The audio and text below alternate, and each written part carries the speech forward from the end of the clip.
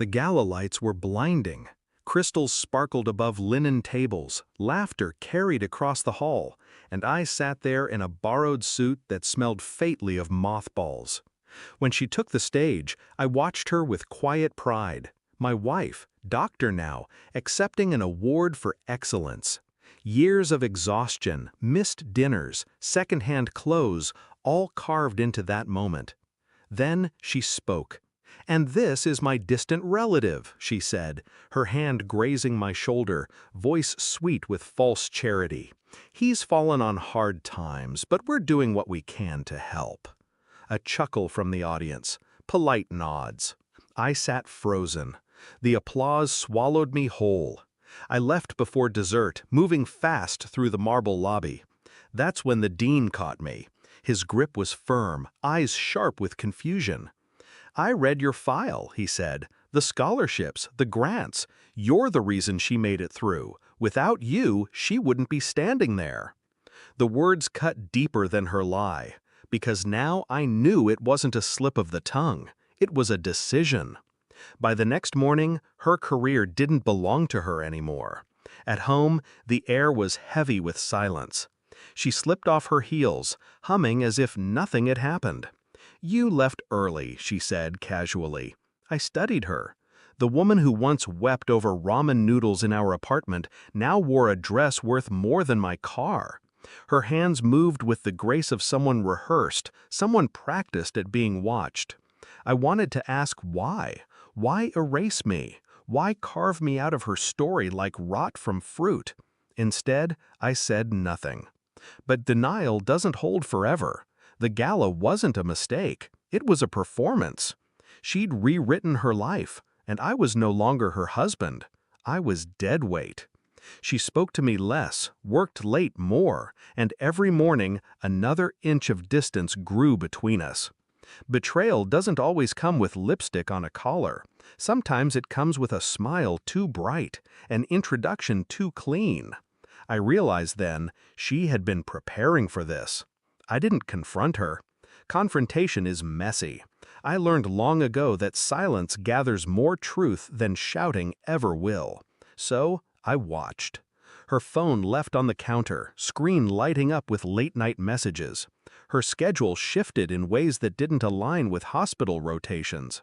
And the lies, subtle, careful, stacked one atop another. I dug deeper. Bank statements, travel receipts, emails that weren't meant to be found. She hadn't just erased me from her public life. She'd replaced me. With colleagues who saw her as self-made. With mentors who believed she clawed her way up from nothing. And somewhere in the shadows of those lies, another man. A surgeon. Wealthy. Untethered. The kind of man she could present without shame.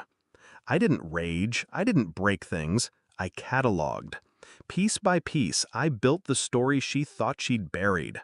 Every sacrifice, every bill I paid, every night I came home too tired to stand but still cooked dinner so she could study. All of it, because someday soon, she would need to see it. It was a morning like any other, coffee brewing, her phone buzzing, her voice light with routine. I set the folder on the kitchen table. Thick, heavy. "What's this?" she asked, still distracted. "Read." She flipped it open. First page, scholarship applications with my name. Next, bank transfers, tuition payments, receipts for textbooks, exam fees. Each document marked, dated, undeniable. Her smile faltered. Then the emails, the ones between her and the surgeon, their plans, their whispered promises written in sterile hospital language. She froze. Her eyes rose to meet mine, wide, desperate. "This isn't—" "Don't," I said quietly.